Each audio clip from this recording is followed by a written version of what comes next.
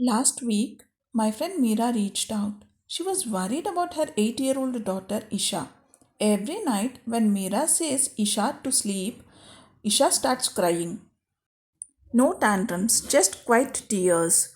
The next morning, Isha cried again because she couldn't find her socks, but Meera knew it wasn't about the socks, it was about something deeper.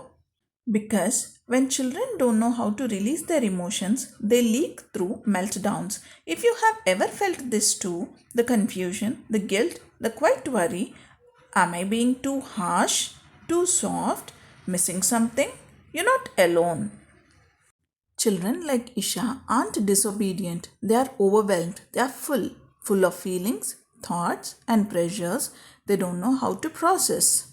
This is where we pause, not to correct the behavior, but to understand the emotion underneath.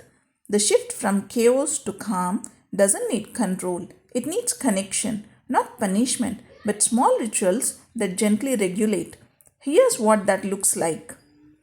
Emotional naming, teaching kids to say, I feel scared instead of I am bad.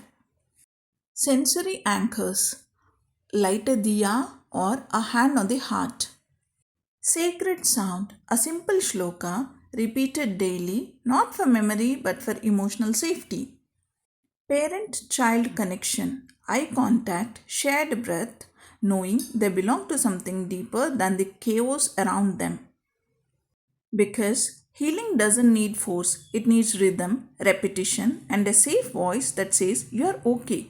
Let's return to what's real, sacred, and still deeply relevant for our children and for us.